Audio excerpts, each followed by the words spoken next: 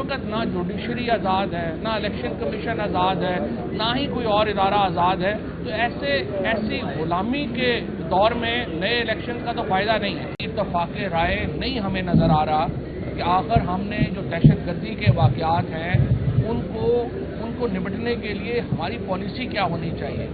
हमारे यहाँ पहली बार ये डिवाइड जो है वो बहुत वाज़ेह नज़र आ रही है कि क्या हमें बातचीत का रास्ता इख्तियार करना है या हमें जंगो जदल का रास्ता इख्तियार करना है। कोई भी कौम जो है, कोई भी मुल्क जो है, उसको एक इत्तेहाद चाहिए होता है इस तरह के मौक़े के ऊपर। हम देख रहे हैं कि पिछले चंद हफ्तों में कहा जा रहा है 350 से ज़्यादा शहादतें जो हैं वो हुई हैं।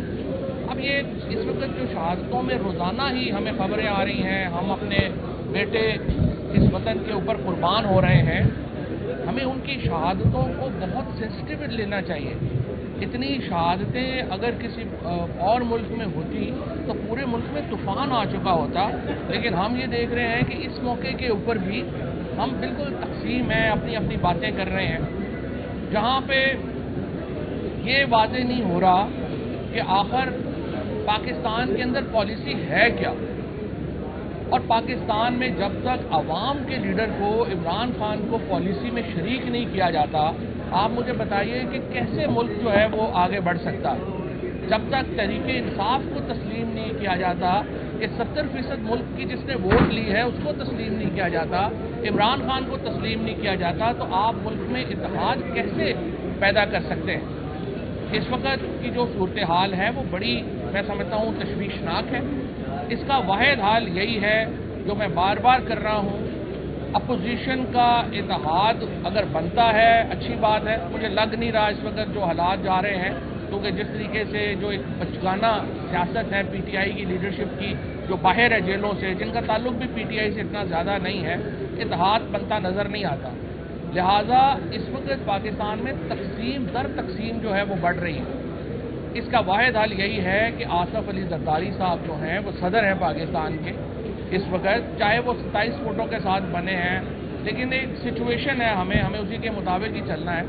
उनसे हमारी गुजारिश यही होगी कि वो आगे बढ़ें। ऐवान सदर के अंदर इमरान खान को बुलाया जाए, नवाज शरीफ साहब को बुलाया जाए, मौलाना फजलुर रहमान को बुलाया जाए और बाकी जो लीडर हैं उनको बुलाया जाए और उनके साथ बैठ के पाकिस्तान में एक कौमी हुकूमत की तश्कील और एक मुश्तरका एक्शन की बात हो। ये वाहिद पाकिस्तान की इस वक्त की सियासी सूरत हाल का सलूशन है कि आप अगर फौरी इलेक्शन इस सेटअप में नहीं करा सकते, इस इलेक्शन कमीशन के नीचे इलेक्शन कौन मानेगा, तो तरीके इंसाफ नहीं चाहेगी कि इस सेटअप के नीचे इलेक्शन हो।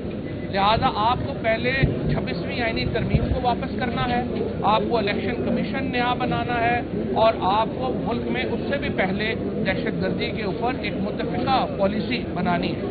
उसके लिए बहुत अहम है कि पाकिस्तान के ये जो 4 लीडर हैं, स्पेशली आसफ जरदारी हैं, नवाज शरीफ हैं, मौलाना फजलुर रहमान हैं और खुद आसफ जरदारी हैं, ये 4 लोग बैठे और ये मिलिट्री इस्टेब्लिशमेंट के साथ बैठे और उसमें हम अपनी जो मुआशी रिफॉर्म्स हैं उनको साइन ऑफ करें, हमारी जो सिक्योरिटी सिचुएशन है उसको देखें और सूबों में बेशक हुकूमतें चलती रहें। वज़ीर आज़म एक कंसेंसस के ऊपर मबनी आदमी होना चाहिए, कैंडिडेट होना चाहिए। इलेक्शन कमिश्नर और इलेक्शन कमीशन जो है वो इत्तफ़ाक़ राय के ऊपर होना चाहिए और जुडिशरी को आज़ाद होना चाहिए। देखिए इस वक्त ना जुडिशरी आज़ाद है, ना इलेक्शन कमीशन आज़ाद है, ना ही कोई और इदारा आज़ाद है। तो ऐसी गुलामी के दौर में नए इलेक्शन का तो फ़ायदा नहीं है। लिहाजा कौमी हुकूमत चाहे वो इसी पार्लियामेंट से बनाएं, लेकिन उसमें इमरान खान का, नवाज शरीफ का, आसफ जरदारी का उस शख्स के ऊपर एतमाद होना या कंसेंसस कम अज़ कम इत्तफ़ाक़ राय होना ज़रूरी है। और ये वाहिद वो काम है जिससे पाकिस्तान में सियासी इस्तेहकाम वापस आ सकता है और हम एक मौसर पैगाम दे सकते हैं पाकिस्तान के मुखालफों को। अदरवाइज़ पाकिस्तान में सूरत हाल बहुत ग्रेव है। खैबर पख्तूनख्वा में, बलूचिस्तान में हम तो सिर्फ लाहौर, कराची, इस्लामाबाद, रावलपिंडी, पेशावर, कोयटा को पाकिस्तान समझ बैठे हैं। बाकी पेरिफेरी को तो हम समझते हैं कि वो पाकिस्तान है ही नहीं, जिसकी वजह से बहुत प्रॉब्लम जो हैं वो बढ़ गई हैं। और अगर ऐसे ही सिलसिला चलता रहा तो पाकिस्तान एक बहुत बड़े बहरान का शिकार हो जाएगा। अभी भी बहरान बड़ा है, लेकिन आगे चल के ये बहरान बहुत बड़ा हो जाएगा।